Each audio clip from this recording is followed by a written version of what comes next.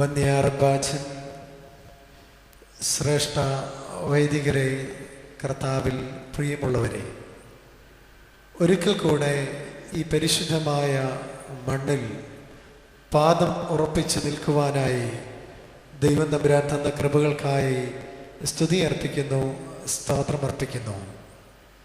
പലപ്പോഴും വിശുദ്ധന്മാരുടെ കബറിടങ്ങളും പുണ്യസ്ഥലങ്ങളുമൊക്കെ സന്ദർശിക്കുമ്പോൾ വല്ലാതെ മനസ്സിനെ നൊമ്പരപ്പെടുത്തുന്നതായിട്ടുള്ള ഒരു ചോദ്യമുണ്ട്. എന്താണ് നമ്മളും അവരും തമ്മിലുള്ളതായ വ്യത്യാസം? എന്താണ് കാതലായിട്ടുള്ളതായ പ്രകടനപരമായിട്ടുള്ളതായ ഒരു വ്യത്യാസം? വേദപുസ്തകം നമ്മെ പഠിപ്പിക്കുന്നുണ്ട്, ക്രിസ്തു അല്ലാതെ ലോകത്ത് ജീവിച്ച ആരും പാപത്തിൽ നിന്നും ഒഴികെ ജീവിച്ചതായിട്ട് ചരിത്രമില്ല. അങ്ങനെയെങ്കിൽ വിശുദ്ധന്മാർ പോലും തങ്ങളുടെ ജീവിതത്തിൽ ഉള്ളതായ പാപത്തിൻ്റെതായിട്ടുള്ള അവസ്ഥകൾ ഒരു പക്ഷേ ഉണ്ടായിരിക്കും. പക്ഷേ അവർ ജനിച്ച നാൾ മുതൽ അവരുടെ ജീവിതത്തിൻ്റെ അന്ത്യമാകുമ്പോഴത്തേക്കും ഉണ്ടായിരിക്കുന്ന പാപത്തിൻ്റെ അവസ്ഥകളെ ദൂരേക്ക് എറിയുവാനും വിശുദ്ധിയുടെ ഒരു തലത്തിലേക്ക് വളരുവാനും അവർക്ക് സാധിക്കുന്നുണ്ട്. പക്ഷെ നമുക്കാണെങ്കിൽ അത് തിരിച്ച, നമുക്ക് ആദ്യമേ ഉണ്ടായിരിക്കുന്നതായ വിശുദ്ധി ജീവിതകാലങ്ങൾ ഇങ്ങനെ മുൻപോട്ട് പോകുന്നതിനനുസരിച്ച് നമ്മുടെ വിശുദ്ധി പലപ്പോഴും കുറഞ്ഞു പോവുകയും ചെയ്യുമ്പോൾ ഓരോ വിശുദ്ധന്റെയും കബറിടങ്ങളും അവരുടെ ഓർമ്മകളും നമ്മെ പഠിപ്പിക്കുന്നത് അവരുടെ ജീവിതത്തിൽ അശുദ്ധിയിൽ നിന്നും വിശുദ്ധിയിലേക്കുള്ള ഒരു പ്രയാണമാണ് നല്ലത് എന്നുള്ളതായ ഒരു ബോധ്യം നമ്മെ ഭരിക്കട്ടെ എന്ന് ആമുഖമായിട്ട് ഓർപ്പിക്കുന്നു. എത്രമാത്രം തൻ്റെ ജീവിതം കൊണ്ട് പരിശുദ്ധനായ പെരുമല തിരുമേനി എല്ലാ ലോകരുടെയും മനസ്സിൽ എല്ലാ കാലത്തേക്കും സ്ഥാനം പിടിച്ചത് എൻ്റെ ജീവിതത്തിൻ്റെതായ ആ വിശുദ്ധിയുടെ ഒരു വലിയ തലമുണ്ടായിരുന്നു എന്നതിൽ രണ്ട് പക്ഷമില്ല. നമുക്കും ആ പരിശുദ്ധന്റെ ഈ ദേവാലയത്തിൽ ഇവിടെ നമ്മളായിരിക്കുമ്പോൾ നമ്മുടെ ജീവിതത്തിന്റെ പാപത്തിന്റെ അവസ്ഥകൾ മാറുവാൻ, പരിശുദ്ധന്റെ വിശുദ്ധിയോട് ചേർന്നിരിക്കുവാൻ ദൈവം സഹായിക്കട്ടെ, ശക്തീകരിക്കട്ടെ എന്ന് പ്രത്യേകമായിട്ടും ഓർമ്മിപ്പിക്കുകയും പ്രാർത്ഥിക്കുകയും ചെയ്യുന്നു.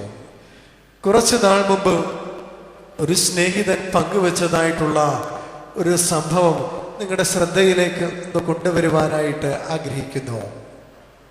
അദ്ദേഹം ഒരു ഗവൺമെന്റ് സ്ഥാപനത്തിന്റെ അടുത്തുകൂടെ പോയപ്പോൾ അവിടെ ആകെ അതിൻ്റെ പരിസരമാകെ വളരെ മലിനമായിട്ടിരിക്കുന്നതായിട്ടുള്ള ചപ്പുചവറുകൾ നിറഞ്ഞിരിക്കുന്നതായിട്ടുള്ള ഒരു സാഹചര്യം കണ്ടു. എന്നാൽ അതിൻ്റെ സമീപത്ത് തന്നെ ഇപ്രകാരം ഒരു ബോർഡ് കൂടെ എഴുതി വെച്ചേക്കുന്നതും അദ്ദേഹം ശ്രദ്ധയിൽപ്പെട്ടു. ബോർഡ് ഇപ്രകാരമാണ്: ഇവിടെ മാലിന്യം നിക്ഷേപിക്കരുത്. നമ്മൾക്ക് മലയാളികൾക്ക് എല്ലാവർക്കും നല്ല ഉറപ്പാണ്. അവർക്ക് രണ്ട് കാര്യങ്ങളെ സംബന്ധിച്ച് നല്ല ഉറപ്പുണ്ട്. ഒന്നാമതായിട്ട്, ഏത് കാര്യം ചെയ്യണമെന്ന് പറഞ്ഞാലും നമ്മുടെ മനസ്സിൽ ഒരു ധാരണയുണ്ട്, അതെന്നെ ചെയ്യരുത്, അത് ചെയ്യരുത്. രണ്ടാമതായിട്ടൊരു കാര്യമുണ്ട്, ഏത് കാര്യം ചെയ്തുകൂടാന്ന് പറഞ്ഞാലും അതെന്നെ ചെയ്യും, അതേ നമ്മൾ ചെയ്യത്തുള്ളൂ. ഇത് രണ്ടും നമുക്ക് തന്നിരിക്കുന്നതായ ഒരു വലിയ വരദാനമാ. ചെയ്യേണ്ടുന്നത് ചെയ്യത്തുമില്ല, ചെയ്യരുതെന്ന് പറയുന്നത് ചെയ്യുകയും ചെയ്ത് നമ്മുടെ ഒരു വലിയ പ്രത്യേകതയാണ്. അപ്പോൾ ഇവിടെ മാലിന്യം നിക്ഷേപിക്കരുതെന്ന് പറഞ്ഞു കഴിഞ്ഞപ്പോഴത്തേക്കും ആളുകൾക്ക് മനസ്സിലായി മാലിന്യം ഇടേണ്ടത് എവിടെയാ? ഇവിടെ തന്നെയാണെന്നുള്ള കാര്യം ആളുകൾക്ക് മനസ്സിലായി. അയാൾ പറഞ്ഞു, കുറച്ച് നാളുകൾ കഴിഞ്ഞിട്ട് അയാൾ വീണ്ടും ആ പ്രദേശത്തു കൂടെ പോയപ്പോൾ രണ്ടാമത് ഒരു ബോർഡ് കൂടെ ഇവിടെ പ്രത്യക്ഷപ്പെട്ടു. ആദ്യത്തെ ബോർഡ് മാറ്റി രണ്ടാമത്തെ ബോർഡാണ്: മാലിന്യം നിക്ഷേപിച്ചാൽ ശിക്ഷാർഹമാണ്. എന്നതാ?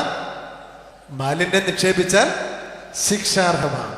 നമുക്കെല്ലാവർക്കും നമ്മുടെ നിയമങ്ങളെയും നിയമസംഹിതകളെയൊക്കെ ഒത്തിരി പേടിയുള്ള ആൾക്കാർ, എത്രമാത്രം പേടിയാണെന്ന് നമുക്കറിയാം. എവിടുന്നൊക്കെ നിയമത്തിൻ്റെ പഴുതുകളുണ്ടോ അതൊക്കെ നമ്മൾ കണ്ടുപിടിച്ച് പുറത്തു വരുന്ന ആളുകളാണ്. അപ്പോഴത്തേക്കും ആൾക്കാർക്ക് യാതൊരു കാരണവശാലും യാതൊരു പേടിയുമില്ല. മാലിന്യം വീണ്ടും എവിടെ തന്നെയുണ്ട്? ആ ബോർഡിന്റെ ചുവട്ടിൽ തന്നെയുണ്ട്. പക്ഷെ അയാൾ പറഞ്ഞു, മൂന്നാമതായിട്ട് അയാൾ പോയപ്പോൾ അവിടെ ഒരൊറ്റ മാലിന്യം പോലും ഇല്ലെന്ന് കണ്ടു. ഉടനെ തന്നെ എനിക്ക് കൗതുകമായി. കാരണം ഇത്രയും പെട്ടെന്ന് ആളുകളൊക്കെ ഒരു മാനസാന്തരം പ്രാപിച്ച് എന്നതാണ് ഒരു വലിയ നല്ല അവസ്ഥയിലേക്ക് വന്നോ എന്ന് ഒരു സംശയം.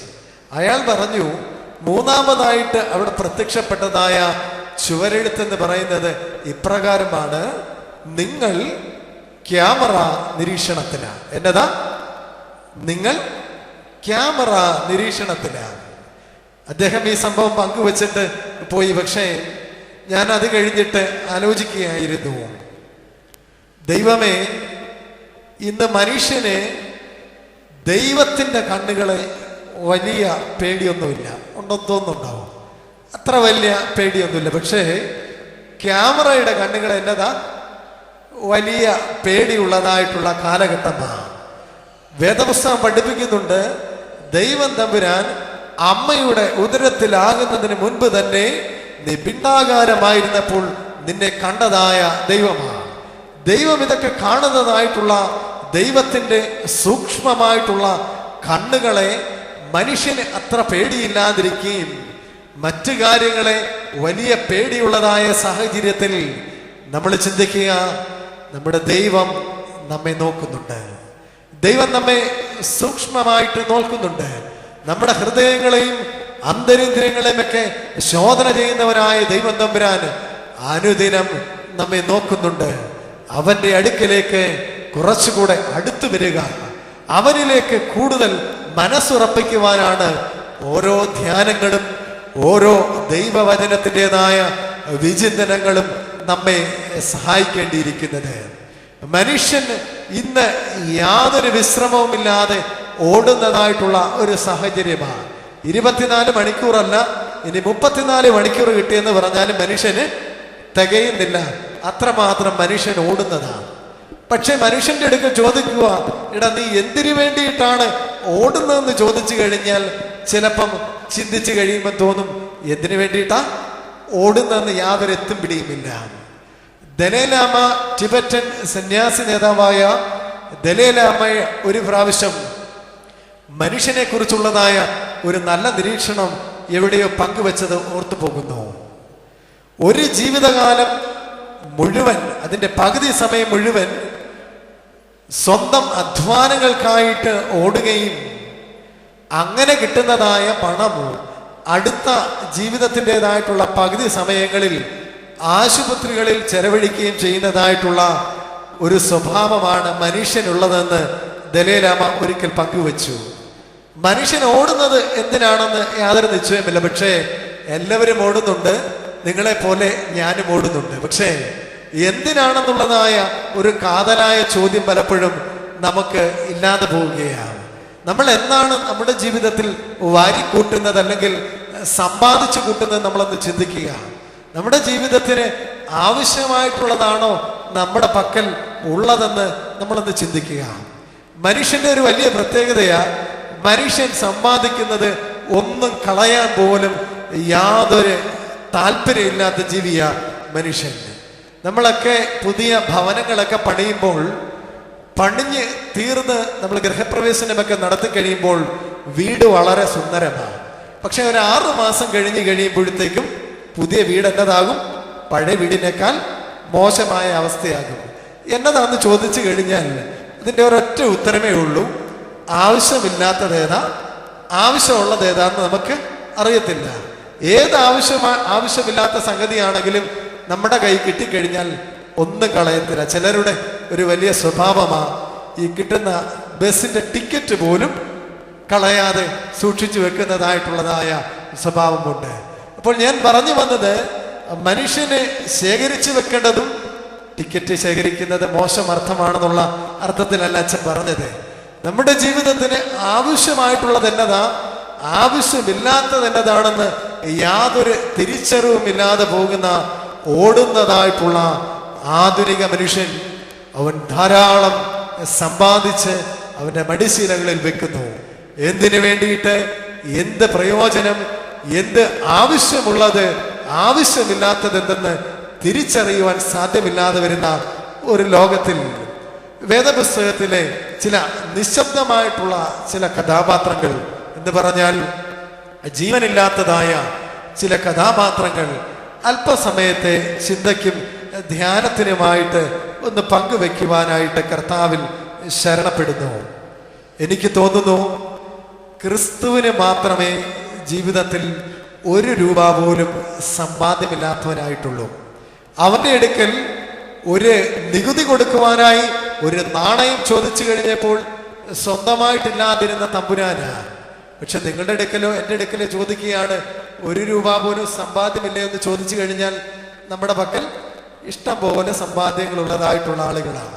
നമ്മുടെ മടിശീലകളിൽ അനേകം സമ്പാദ്യങ്ങളും അനേകം നാണയങ്ങളും ഉള്ളപ്പോൾ വേദപുസ്തകത്തിന്റെ ഏടുകളിൽ നിന്നുള്ള ചില നാണയങ്ങളെ കുറിച്ച് ഒന്ന് അല്പസമയം നിങ്ങളുമായിട്ട് ഒന്ന് സമയം പങ്കിടുവാനായി കർത്താവിൽ ശരണപ്പെടുകയാണ് ചെയ്യുന്നത്.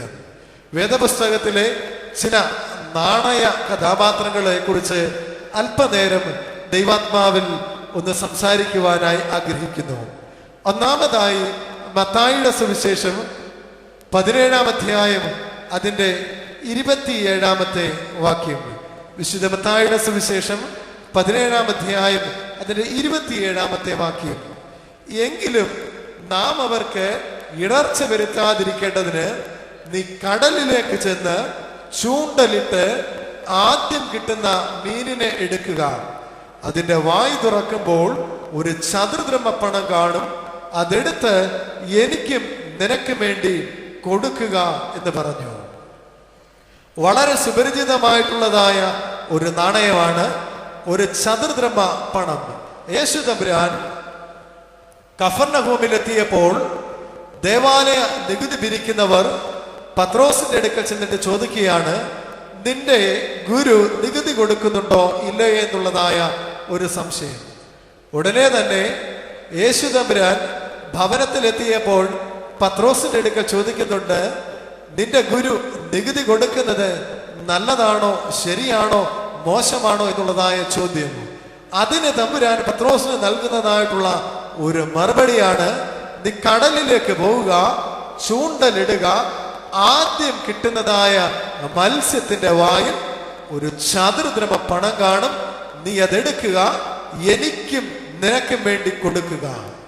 ഇവിടെ ഇതാ ആദ്യമായിട്ട് നമ്മൾ പരിചയപ്പെടുന്ന നാണയമാണ് മത്സ്യത്തിന്റെ വായിലിരിക്കുന്നതായ ഒരു ചതുർദ്രഹ്മ പണം അല്ലെങ്കിൽ ഒരു നാണയം. എന്താണ് ഇതുവരെ വായിച്ചു കേട്ട കഥകളൊക്കെ വളരെ സുപരിചിതമാണ്. എന്താണ് ഈ നാണയത്തിൻ്റെതായിട്ടുള്ള ഒരു കുഴപ്പം? യഥാർത്ഥത്തിൽ ഈ നാണയം ചെന്ന് എത്തേണ്ടുന്നതായ അവസാനത്തെ സ്ഥലമെന്ന് പറയുന്നത് എവിടെയാ? എവിടെ എത്തേണ്ടുന്ന നാണയമാ? എവിടെ എത്തണം? എന്നാ പോകട്ടെ, അതിന് മുമ്പ് ചോദിക്കാം. ഇപ്പോൾ ഈ നാണയം എവിടെ ഇരിക്കുന്നത്? എവിടെ ഇരിക്കുക? എവിടെയോ ഒരു കടലിൽ ഒരു മത്സ്യത്തിന്റെ വായിലിരിക്കുന്നതായ ചതുർദ്രഹ്മപ്പണം. പക്ഷെ തമ്പുരാൻ പറയുന്നു, ഇത് കടലിൽ ഒരു മത്സ്യത്തിന്റെ വായിലിരിക്കേണ്ടുന്നതായ നാണയമല്ല. അവിടെ നിന്നും ഈ നാണയം എവിടേക്ക് വരണം? എവിടെ വരണം? ദേവാലയത്തിൽ ക്രിസ്തുവിന് വേണ്ടി കൊടുക്കപ്പെടേണ്ടുന്നതായ നാണയമാണ്. അതാണ് ഞാൻ ആദ്യമേ പറഞ്ഞത്. ഈ നാണയത്തിന്റെ പ്രത്യേകതയാണ് ലക്ഷ്യസ്ഥാനത്ത് എത്തേണ്ടുന്നതായിട്ടുള്ള നാണയമാണ് ഈ ചതുർദ്രഹ്മപ്പണം. ഇപ്പോൾ ഇരിക്കുന്നത് മത്സ്യത്തിന്റെ വായിലാണെങ്കിൽ അവിടെ നിന്നും എഴുന്നേറ്റ് ദേവാലയത്തിന്റെ ഭണ്ഡാരത്തിൽ എനിക്കും നിനക്കും വേണ്ടി കൊടുക്കപ്പെടേണ്ടുന്നതായിട്ടുള്ള ഒരു നാണയം, ലക്ഷ്യസ്ഥാനത്ത് എത്തേണ്ടുന്നതായിട്ടുള്ള ഒരു നാണയമാണ് നമ്മൾ ആദ്യം പരിചയപ്പെടേണ്ടുന്നത്. എനിക്ക് തോന്നുന്നു ഏറ്റവും ഭാഗ്യമുള്ളതായ നാണയം. കാരണം ഈ നാണയം ദേവാലയത്തിൽ ആരെ പ്രതിനിധീകരിച്ചായിരിക്കുന്നത്? ക്രിസ്തുവിന് വേണ്ടി കൊടുക്കുന്നതായിട്ടുള്ളതായ ഒരു നാണയമായി ദേവാലയത്തിൽ എത്തേണ്ടുന്ന നാണയമാണ്. എന്നെക്കുറിച്ചും നിങ്ങളെക്കുറിച്ചും ക്രിസ്തു ഇത് തന്നെയാണ് ആഗ്രഹിക്കുന്നത്. നമ്മളൊക്കെ ആരാണെന്ന് ചോദിച്ചാൽ നമ്മളെയൊക്കെ ഈ ഭൂമുഖത്ത് എന്തിനു വേണ്ടി ആക്കി വെച്ചിരിക്കുന്നു എന്നുള്ള ചോദ്യത്തിന്റെ ഉത്തരം ഇത് തന്നെയാണ്. ആർക്ക് വേണ്ടി ആക്കി വെച്ചിരിക്കുന്നു? ക്രിസ്തുവിന് വേണ്ടി ആയിരിക്കേണ്ടുന്ന നാണയം. പക്ഷേ നമ്മളൊക്കെ ഇന്ന് എവിടെയാ? ഏതോ മത്സ്യത്തിന്റെ വായിൽ ഇരിക്കുകയാണ്. ഇവിടെ നിന്നും ഒന്ന് എഴുന്നേൽക്കണ്ടേ? ഇവിടെ നിന്നും ഒന്ന് യാത്ര ചെയ്യണ്ടേ? ദേവാലയത്തിൽ ക്രിസ്തുവിന് വേണ്ടി കൊടുക്കുന്നതായിട്ടുള്ള ഒരു നല്ല നാണയമായി നമുക്ക് മാറേണ്ടതായിട്ടില്ലേ? നമ്മളെയൊക്കെ വിളിക്കുന്നതായിട്ടുള്ള ഒരു നല്ല പേരുണ്ട്. നമ്മളെ എന്നെ വിളിക്കുന്നത് ക്രിസ്ത്യാനികൾ എന്നുള്ളതായ ഒരു പേരിൽ അറിയപ്പെടുന്നത്. പലപ്പോഴും ഈ പേരിന്റെ അർത്ഥം നമുക്ക് മനസ്സിലാകാതെ ജീവിക്കുന്നില്ലേ എന്ന് ഞാൻ ചിലപ്പോഴൊക്കെ ചിന്തിച്ചു പോകും. ക്രിസ്ത്യാനികൾ എന്നുള്ള പേര് ആദ്യമായിട്ട് ലഭിച്ചത് എവിടെ വെച്ചാ? അത് പറയാൻ ആർക്കും അത്ര വലിയ സന്തോഷമില്ല. എവിടെ വെച്ചാ ലഭിച്ചത്? അന്ത്യോക്യയിൽ വെച്ചിട്ടാണ് നമുക്ക് ആ പേര് ലഭിച്ചത്. എങ്ങനെയാണ് നമുക്ക് ആ പേര് ലഭിച്ചതെന്ന് അറിയാമോ? എങ്ങനെയാ ലഭിച്ചത്? ഇവിടെ ഇതാ ലോകത്തിലേക്ക് ഒരു മനുഷ്യൻ വന്നു. അവന്റെ ജീവിതവും അവന്റെ ചിന്തകളുമൊക്കെ മറ്റ് മനുഷ്യരിൽ നിന്നും എത്രയോ വ്യത്യസ്തമായിരുന്നു. മുൻപുള്ള ആളുകളിൽ നിന്നൊക്കെ അവന്റെ ജീവിതം ഒത്തിരി വ്യത്യാസമായിരുന്നു. അവന്റെ ജീവിതത്തിൻ്റെതായ ക്രമങ്ങൾ മറ്റുള്ളവരിൽ നിന്നും വ്യത്യാസമായിരുന്നു. എന്തൊക്കെയോ ഒരു വ്യത്യാസത്തോടുകൂടി ഒരു മനുഷ്യൻ ലോകത്തിൽ ജീവിച്ചു. അവൻ പറയുന്നത് മുഴുവൻ പ്രവർത്തിച്ചുകൊണ്ട് ജീവിച്ചതായ ഒരു വ്യക്തിത്വമായിരുന്നു. പക്ഷേ അവൻ മരിച്ചു കഴിഞ്ഞപ്പോൾ ആളുകൾ വിചാരിച്ചു ഒരു ക്രിസ്തു ഉണ്ടായിരുന്നു, ക്രിസ്തു മരിച്ചു, പക്ഷെ ഇനി ആരില്ല, ക്രിസ്തു ഇല്ല എന്നുള്ളതായ ഒരു ചിന്തയായിരുന്നു യഹൂദന്മാർക്ക്. പക്ഷേ ക്രിസ്തു കടന്നുപോയി കഴിഞ്ഞപ്പോൾ ക്രിസ്തുവിന്റെ കൂടെ ഉണ്ടായിരുന്ന ആളുകളെ കണ്ടു കഴിഞ്ഞപ്പോൾ ഇവർക്കൊരു സംശയം. ഒരു ക്രിസ്തു ഉണ്ടെന്ന് പറഞ്ഞിട്ട് ക്രിസ്തുവിന്റെ മരണം കഴിഞ്ഞപ്പോൾ കൂടെ ഉണ്ടായിരുന്ന ആളുകൾ ആരെ പോലെ തോന്നുന്നു? ക്രിസ്തുവിനെ പോലെ തോന്നുന്നു. അവരുടെ ജീവിതം കണ്ടു കഴിഞ്ഞപ്പോൾ ക്രിസ്തുവിന്റെ ജീവിതമാണെന്ന് സംശയം തോന്നി. അതുകൊണ്ട് അവരെ എന്നാ പേര് വിളിച്ചു? ക്രിസ്ത്യാനികൾ, ക്രിസ്തുവിന്റെ അനുയായികൾ എന്നുള്ളതായ പേര് അവർക്ക് ആദ്യമായിട്ട് കിട്ടി. നമ്മളെക്കുറിച്ചും ദൈവം ആഗ്രഹിക്കുന്നത് ഇത് തന്നെയാണ്. പേര് കൊണ്ട് മാത്രമല്ല, ജീവിതം കൊണ്ട് നമ്മെ കുറിച്ച് ആഗ്രഹിക്കുന്നത് ഇത് തന്നെയാണ്. ക്രിസ്തുവിന്റെ പിൻഗാമികൾ, ക്രിസ്തുവിന്റെ അനുയായികൾ, ക്രിസ്തുവിന് വേണ്ടി ജീവിക്കുന്നതായിട്ടുള്ള ആളുകൾ എന്നുള്ളതായ ബഹുമതിയാണ് നമുക്ക് ഇന്ന് ആവശ്യം. വെല്ലൂരിൽ മെഡിക്കൽ കോളേജിൽ ഒരു ഹൈന്ദവ ഡോക്ടർ ഉണ്ടായിരുന്നു. ഒട്ടും വണ്ണമില്ലാത്തതായിട്ടുള്ള ഒരു കൃശഗാത്രനായിട്ടുള്ള ഒരു ഡോക്ടർ. അദ്ദേഹത്തിന്റെ പേര് പങ്കജാക്ഷൻ നായർ എന്ന നല്ല ഒന്നാന്തരം നായർ സമുദായത്തിൽ ഉൾപ്പെട്ടതായിട്ടുള്ള മനുഷ്യനാണ്. അദ്ദേഹത്തെക്കുറിച്ച് നടന്നു പോകുമ്പോൾ ഒരു ഇരട്ടപ്പേര് ബാക്കിയുള്ളവർ വിളിക്കുമായിരുന്നു. സ്നേഹപൂർവം ആ ഹൈന്ദവ സഹോദരനെ കുറിച്ച് ബാക്കിയുള്ളവർ വിളിക്കുന്നതായിട്ടുള്ള ഒരു ഓമന പേരുണ്ടായിരുന്നു. അദ്ദേഹത്തിന്റെ മറുപേര് ഇങ്ങനെയാണ്, വാക്കിംഗ് ജീസസ്. ഒന്നുകൂടെ പറയാം, അദ്ദേഹത്തിന്റെ മറുപേര് വാക്കിംഗ് ജീസസ് എന്ന് പറഞ്ഞാൽ ഇതിന്റെ മലയാളീകരിച്ച പദം നടന്നു പോകുന്ന ക്രിസ്തു എന്നായിരുന്നു. കാലം എത്ര കഴിഞ്ഞിട്ട് പോലും നമ്മളെ കുറിച്ച് ആരെങ്കിലും പറഞ്ഞിട്ടുണ്ടോ ഇവൻ നടന്നു പോകുന്ന ക്രിസ്തുവാണെന്ന്? എവിടെയൊക്കെയോ ക്രിസ്തു ആഗ്രഹിക്കുന്നത് ക്രിസ്തുവിന് വേണ്ടി പ്രതിനിധാനം ചെയ്യുന്നതായിട്ടുള്ള നല്ല മക്കളായി, ജീവിതമുള്ളതായ നല്ല മക്കളായി തീരുവാനായിട്ട് പലപ്പോഴും നമ്മൾ ലക്ഷ്യം മാറി വേറെ എവിടെയാണല്ലോ സഞ്ചരിക്കുന്നത്. നമ്മളിതാ ക്രിസ്തുവിന് വേണ്ടി ആയിരിക്കുവാനായിട്ടുള്ള ഒരു വലിയ ക്ഷണമാണ് നമുക്ക് നൽകിയിരിക്കുന്നത്. പലപ്പോഴും നമ്മൾ പറയുന്നത് നമുക്ക് യാതൊരു കുഴപ്പവുമില്ല എന്നാണ് നമ്മൾ പലപ്പോഴും പറയുന്നത്. ലോകത്തിൽ ഇന്ന് നമ്മൾ പറയുന്നതായിട്ടുള്ള ഒരു പദമാണ്, നമ്മൾ മാത്രമേ ശരിയായിട്ടുള്ളൂ, ബാക്കിയുള്ളവരെല്ലാം മോശക്കാരാണ്. നമ്മളല്ലാതെ ബാക്കിയുള്ള ആളുകളൊക്കെ മോശമാണ്, നമ്മൾ മാത്രമേ നല്ലതായിട്ടുള്ളൂ. കാരണം ആരെക്കുറിച്ചെങ്കിലും രണ്ട് വാക്ക് മോശം പറഞ്ഞു കഴിഞ്ഞാൽ നമ്മുടെ പക്കൽ എത്രയോ ആളുകളുണ്ട്. പക്ഷെ നമ്മൾ നമ്മളെക്കുറിച്ച് മോശമായിട്ടുള്ളൊരു അഭിപ്രായം പറയുമോ? ഒരിക്കലും പറയത്തില്ല. നമ്മൾ പറയും ആരെ നല്ലതായിട്ടുള്ളൂ? ഞാൻ മാത്രമേ നല്ലതായിട്ടുള്ളൂ. ഭാര്യ മോശം, ഭർത്താവ് മോശം, മക്കള് മോശം, അയൽക്കാര് മോശം, പള്ളിക്കാര് മോശം, എവിടെയൊക്കെ മോശമാണോ അതെല്ലാം നമ്മൾ മോശമാണെന്ന് പറയും. പക്ഷെ നമ്മൾ മാത്രം ഒരിക്കലും മോശമാണെന്ന് പറയുകയില്ല. നമ്മൾ ചിന്തിക്കുക, നമ്മുടെ ജീവിതം ഇപ്പോൾ എവിടെയാണ്? നമ്മൾ എവിടെയാണ് ഇരിക്കുന്നത്? ക്രിസ്തുവിന് ചേർച്ചയില്ലാത്തതായ ഇടങ്ങളിലേക്കാണോ എന്ന് നമ്മൾ പരിശോധിക്കുക.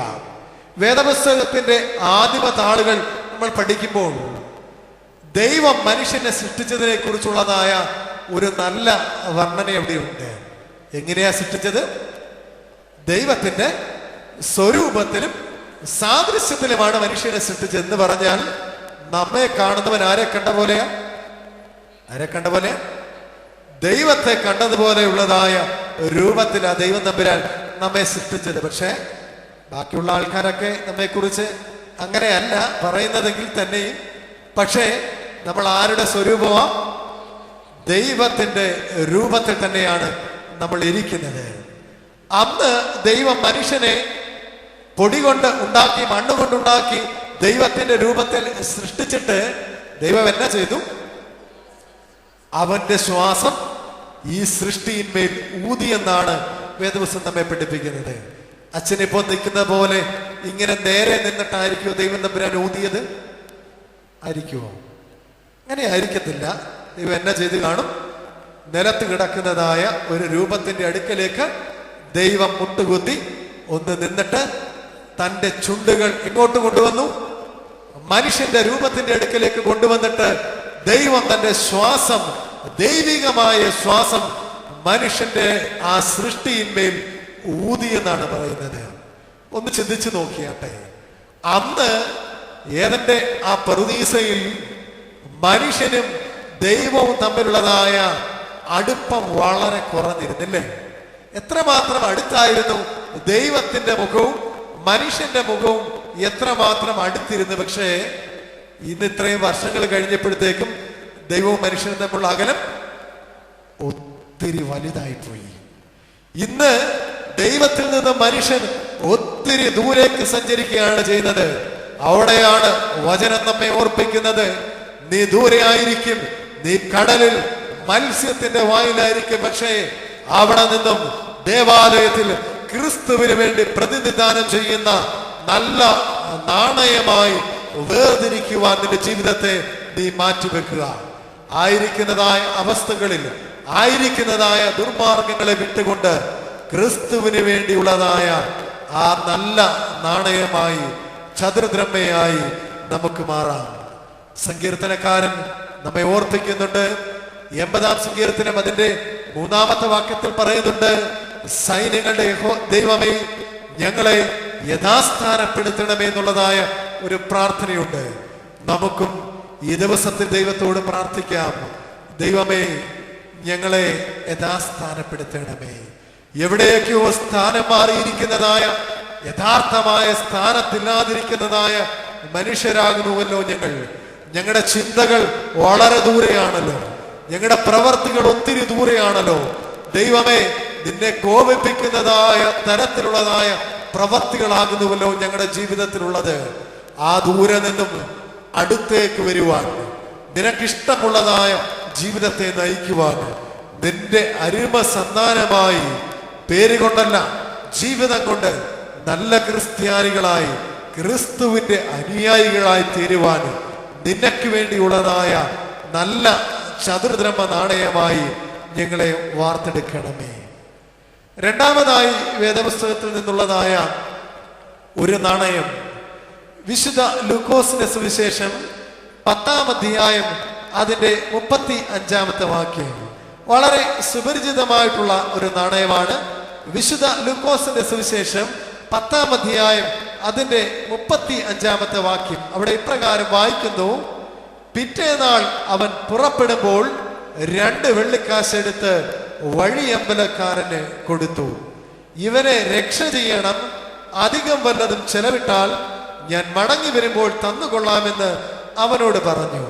വളരെ സുപരിചിതമായിട്ടുള്ളതായിട്ടുള്ള ഒരു നാണയമാണ് ഇത്. ഇതാരുടെ പക്കലുള്ളതായ നാണയമാ? ആരുടെ പക്കലുള്ളതാ? ശമരിയാക്കാരന്റെ മടിശീലയിൽ ഉള്ളതായിട്ടുള്ള നാണയമാണ് 2 വെള്ളിക്കാശ്. ഈ നാണയം നമ്മുടെ ജീവിതത്തിലുണ്ടോ എന്ന് നമ്മളൊന്ന് ചിന്തിക്കുക. ഞാൻ ഈ നാണയത്തെ വിളിക്കുന്നതായിട്ടുള്ള ഒരു പേര് സൗഖ്യ നാണയമെന്നാണ്.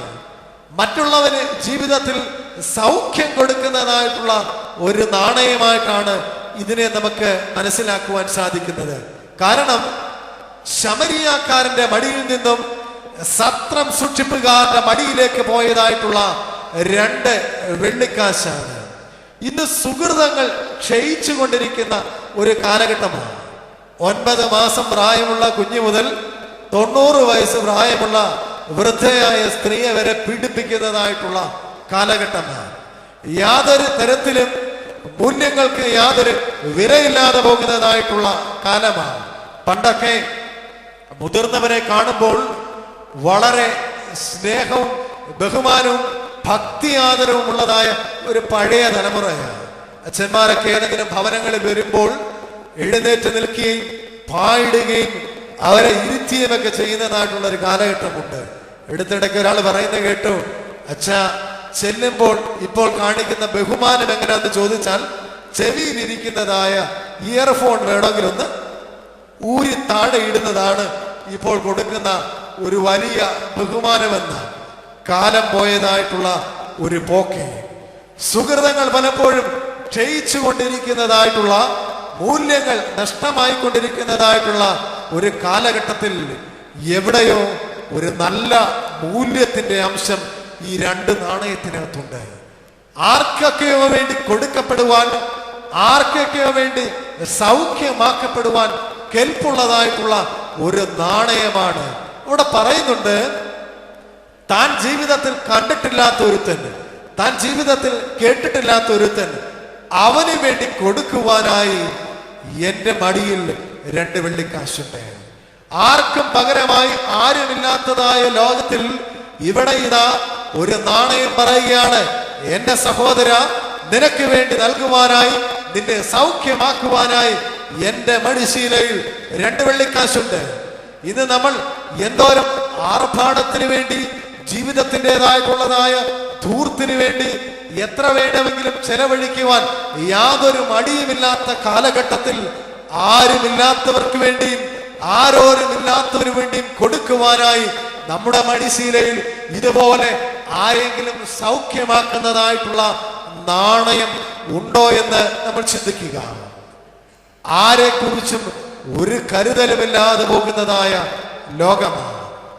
ആരെങ്ങനെ ജീവിച്ചാലും എനിക്കൊന്നുമില്ലെന്ന് പറയുന്നതായിട്ടുള്ള ലോകമാണ്. എനിക്കെന്റെ കാര്യം മാത്രം നോക്കിയാൽ മതി എന്നുള്ളതായ ചിന്തയാണ് നമ്മുടെയൊക്കെ മനസ്സിലുള്ളത്. അവിടെയാണ് ഇവിടെ ഇതാ നല്ല മടിശീലയിൽ നിന്നും, നല്ല ശമരിയാക്കാരന്റെ നല്ല മടിശീലയിൽ നിന്നും വേറൊരു സഹോദരന് വേണ്ടി 2 വെള്ളിക്കാശ് ഇതാ പുറപ്പെടുകയാണ്. അവനെ സൗഖ്യമാക്കുവാൻ അവന്റെ മുറിവുകളെ വെച്ച് കെട്ടുന്നതായിട്ടുള്ള 2 നാണയം.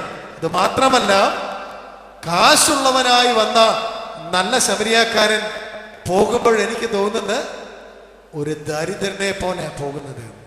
അവസാനം അവന് സത്ര സൂക്ഷിപ്പുകാരുടെ അടുക്കൽ പറയുന്ന ഒരു വേദനാജനകമായിട്ടുള്ള ഒരു സംഗതിയുണ്ട്, അധികം വല്ലതും ഉണ്ടെങ്കിൽ എപ്പം തരാം, ഇപ്പൊ എന്റെ കയ്യിൽ എന്റെ സ്നേഹിത ഉള്ളത് മുഴുവൻ നിനക്ക് തന്നു, ഇനി എന്റെ കയ്യിൽ ഒന്നുമില്ല, ഞാൻ പാവപ്പെട്ടവനായി, ഞാനൊരു കടക്കാരനായി മാറി എന്റെ പക്കലുള്ളത് മുഴുവൻ നിനക്ക് വേണ്ടി തന്നിട്ട് ഇവന് സൗഖ്യം കിട്ടണമെന്നുള്ള ഒരൊറ്റ ലക്ഷ്യത്തോടു കൂടി കൊടുക്കുന്നതായിട്ടുള്ള ആ 2 വെള്ളിക്കാശാണ്.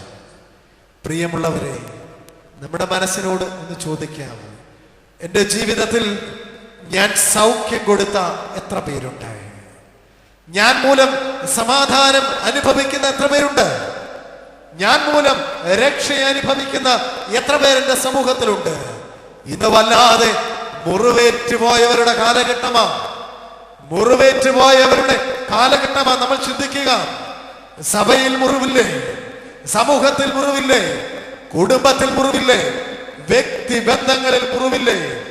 ആരൊക്കെയോ മുറിവേറ്റ് നമ്മുടെ ജീവിതത്തിന് ചുറ്റും നടക്കുന്നുണ്ടെങ്കിൽ അവരോട് പറയുക, എന്റെ സഹോദര, എന്റെ സ്നേഹിത, നിന്നെ സൗഖ്യമാക്കുവാനായി എന്റെ പക്കൽ 2 വെള്ളിക്കാശുണ്ട് എന്നുള്ളതായ ഒരു വലിയ ചിത്രമുണ്ടാകണം. കഴിഞ്ഞ 1 മാസം മുമ്പ് എൻ്റെ ഒരു സ്നേഹിതനുമൊത്ത് ഒരു ഹോട്ടലിൽ ഭക്ഷണം കഴിക്കുവാനായി ഞാൻ പോയി. നമ്മുടെയൊക്കെ ഒരു വലിയ ചിന്തയാ, ഹോട്ടലിൽ ഭക്ഷണം പറഞ്ഞ് ഭക്ഷണം നമ്മുടെ തീന്മേശകളിൽ എത്തിക്കഴിഞ്ഞാൽ പിന്നെ നമുക്ക് അടുത്ത ഒരു സ്റ്റെപ്പ് എന്ന് പറയുന്നത് കിട്ടിയ ഭക്ഷണം കഴിക്കണമെന്നല്ല, എത്രയും വേഗം കഴിച്ചു തീർക്കണം, ഇതാരോ എടുത്തുകൊണ്ട് പോകുന്നെന്നുള്ള ഒരു ചിന്തയില് നമ്മളൊക്കെ പലപ്പോഴും കഴിക്കാറുള്ളത്. ഇങ്ങനെ ഭക്ഷണം കഴിച്ചുകൊണ്ടിരിക്കുമ്പോൾ എൻ്റെ കൂടെ ഉണ്ടായിരുന്നതായ സഹോദരൻ എന്നോട് ചോദിച്ചു, അച്ഛാ, അദ്ദേഹം ഒരു അൽമായന, അദ്ദേഹം എന്നോട് ചോദിച്ചു, അച്ഛൻ ആ പുറകിലിരിക്കുന്നതായ മനുഷ്യനെ ഒന്ന് ശ്രദ്ധിച്ചാട്ടെ. ഞാൻ അദ്ദേഹത്തെ ഒന്ന് തിരിഞ്ഞു നോക്കിയപ്പോൾ പ്രാകൃതമായിട്ടുള്ള രൂപം, തന്റെ തലമുടിയും ദീശയുമൊക്കെ നീട്ടി വളർത്തിയതായിട്ടുള്ള ഒരു രൂപം. അയാൾ എന്നോട് ചോദിച്ചു, അച്ഛാ, അയാൾ കഴിക്കുന്ന ഭക്ഷണം ഒന്ന് നോക്കാൻ പറഞ്ഞപ്പോൾ ഒരു കപ്പ് ചായ മാത്രമാണ് അദ്ദേഹം കുടിക്കുന്നത്. വീണ്ടും അയാൾ എൻ്റെ അടുത്ത് ചോദിച്ചു, അയാൾക്ക് വൈകുന്നേരമായി 8 മണിയായി കാണും, 8 മണി അടുത്തതായ സമയമാണ്, നമ്മൾ നല്ലതുപോലൊക്കെ ഭക്ഷണം കഴിക്കുന്നു, അയാൾ എന്തുകൊണ്ടാണ് ഒരു കപ്പ് ചായയിൽ മാത്രം തന്റെ വൈകുന്നേരത്തെ ഭക്ഷണം ഒതുക്കുന്നത്? തീർച്ചയായും അദ്ദേഹത്തിന്റെ കയ്യിൽ കാശില്ലാഞ്ഞത് കൊണ്ട് മാത്രമാണ് അദ്ദേഹം വൈകുന്നേരത്തെ ഭക്ഷണം ഒരു കപ്പ് ചായയിൽ മാത്രമായിട്ട് ഒതുക്കിയത്. എൻ്റെ കൂടെ ഉണ്ടായിരുന്ന സ്നേഹിതൻ എന്നോട് ചോദിച്ച ഒരു ചോദ്യമാണ്, നമ്മളിവിടെ വയറ് നിറച്ച് ഭക്ഷണം കഴിക്കുകയും നമ്മുടെ ഒരു സഹോദരൻ ഒരു നേരത്തെ ഭക്ഷണം കഴിക്കുവാൻ വകയില്ലാതിരിക്കുകയും ചെയ്യുമ്പോൾ അച്ഛാ, നമ്മൾ കഴിക്കുന്നത് ദഹിക്കുമോ എന്ന് ചോദിച്ചു. അത് കേട്ട് കഴിഞ്ഞപ്പോൾ എൻ്റെ വയറ്റിൽ കിടക്കുന്നത് മുഴുവൻ ഒറ്റയടിക്ക് ദഹിച്ചു പോയതുപോലെ എനിക്ക് തോന്നി. വളരെ പ്രസക്തമായ ഒരു ചോദ്യമാണ് അദ്ദേഹം ചോദിച്ചത്.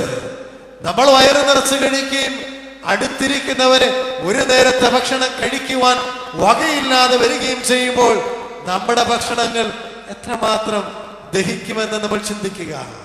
പലപ്പോഴും നമുക്കിന്ന് ആരെക്കുറിച്ചും യാതൊരു ചിന്തയും ഇല്ലാതെ പോകുമ്പോൾ ഇവിടെ ഇതാ നല്ല സുഹൃതത്തിൻ്റെതായ പുതിയ അധ്യായമായി നല്ല ശമരിയാക്കാരന്റെ പടിശീലയിൽ ഒരു 2 വെള്ളിക്കാശിരിക്കുകയാണ്.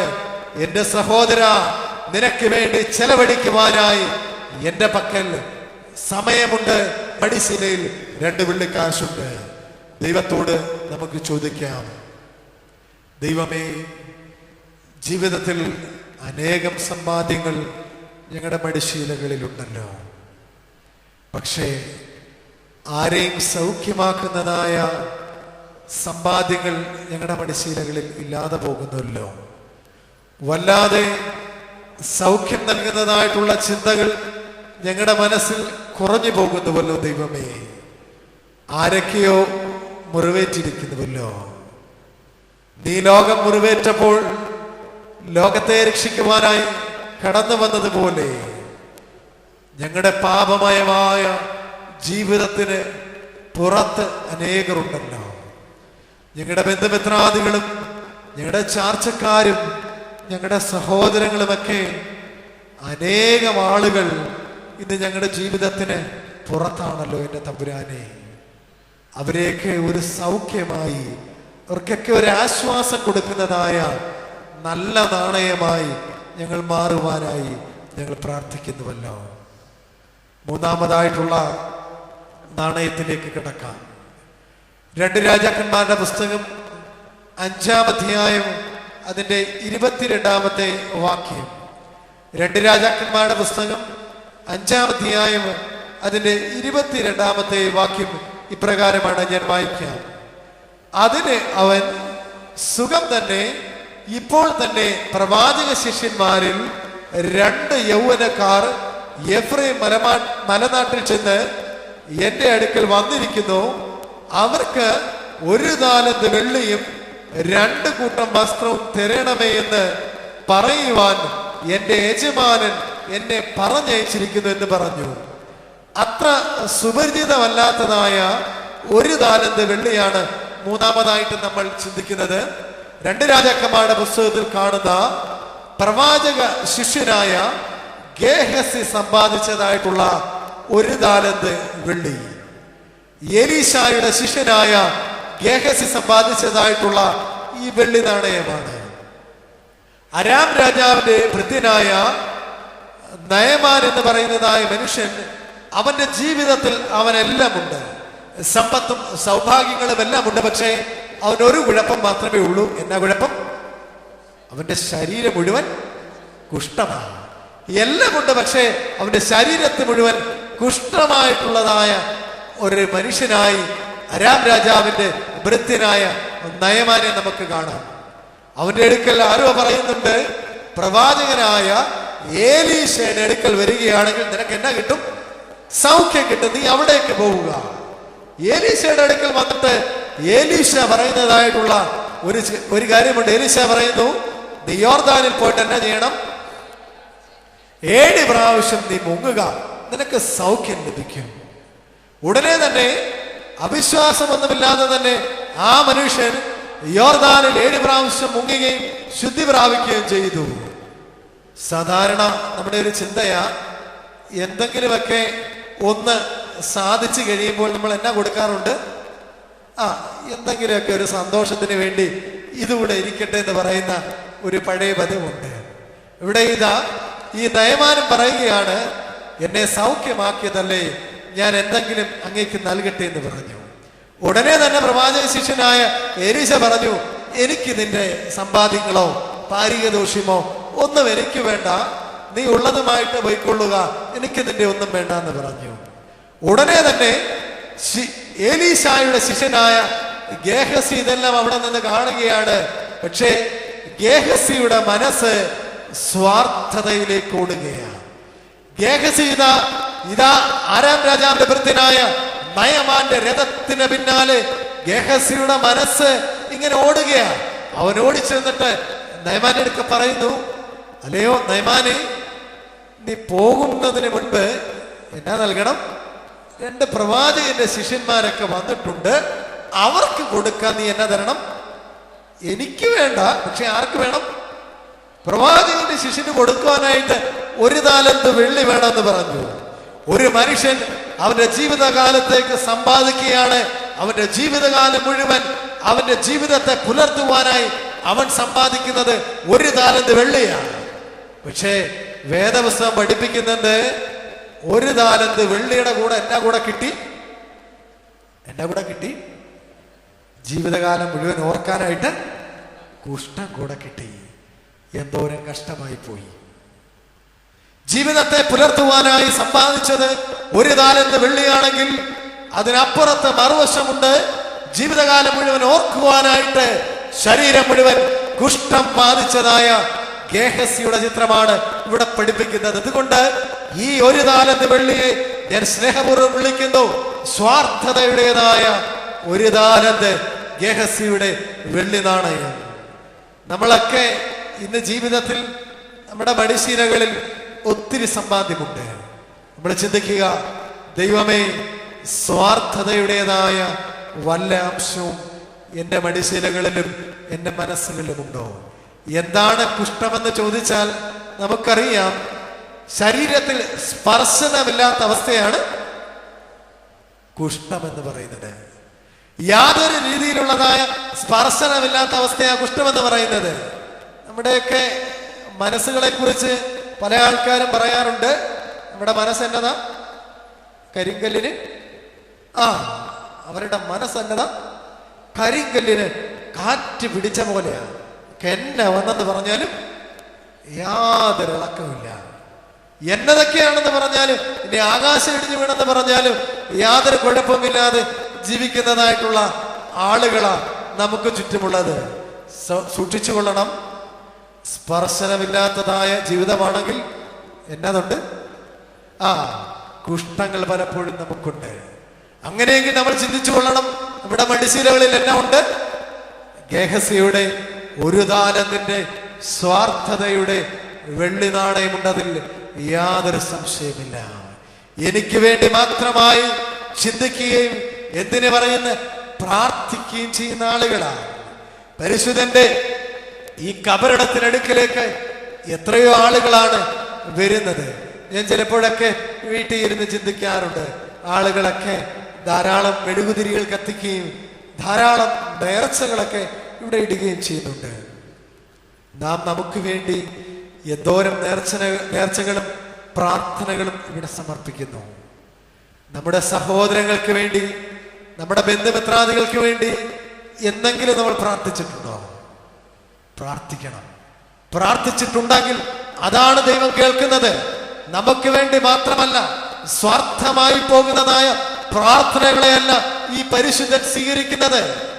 മറിച്ച് മറ്റുള്ളവർക്ക് വേണ്ടിയുള്ളതായ സ്വാർത്ഥത ഇല്ലാത്തതായ നിന്റെ പ്രാർത്ഥനയാണ് ഈ പരിശുദ്ധന് ആവശ്യമായിട്ടുള്ളത്. നമുക്ക് വേണ്ടി തന്നെ ജീവിച്ച് നമ്മുടെ ജന്മം നമ്മൾ ഒടുക്കുകയാണല്ലോ. ഒരിക്കൽ ഒരു ചിന്തകൻ ഇപ്രകാരം ചോദിക്കുന്നുണ്ട്: മനുഷ്യ, നീ ജനിച്ചു, ജീവിച്ചു, മരിച്ചു, ഇതിനപ്പുറത്ത് നീ എന്ത് അത്ഭുതമാ ചെയ്യുന്നത്? ജനിച്ചു, ജീവിച്ചു, മരിച്ചു, ഇതിനപ്പുറത്ത് നീ എന്ത് അത്ഭുതമാണ് ചെയ്യുന്നത്? നമ്മളൊക്കെ ഇതിനപ്പുറത്തേക്ക് വല്ലതും ചെയ്യുന്നുണ്ടോ? അപ്പുറത്തേക്ക് ഒന്നും ചെയ്യുവാൻ നമുക്ക് കഴിയുന്നില്ല. നമ്മുടെ സ്വാർത്ഥതകളാകുന്ന മോഹങ്ങൾ നമ്മുടെ മനസ്സിലാണ്. ലോക പ്രശസ്തനായ ഒരു ഫോട്ടോഗ്രാഫറാണ് കെവിൻ കാർട്ടർ എന്ന് പറയുന്നതായ മനുഷ്യൻ. ലോകമേറെ ചർച്ച ചെയ്യപ്പെട്ടിട്ടുള്ളതായ, അത്രമാത്രം സുന്ദരമായിട്ടുള്ള ഫോട്ടോകൾ എടുത്തിട്ടുള്ളതായ മനുഷ്യനാണ് കെവിൻ കാർട്ടർ. അദ്ദേഹം ഒരു ദിവസം തന്റെ ക്യാൻവാസിൽ സുന്ദരമായിട്ടുള്ളതായ ഒരു പുതിയ ചിത്രം എടുക്കുവാനായിട്ട് ഇങ്ങനെ അലഞ്ഞു തിരിഞ്ഞ് നടക്കുകയാണ്.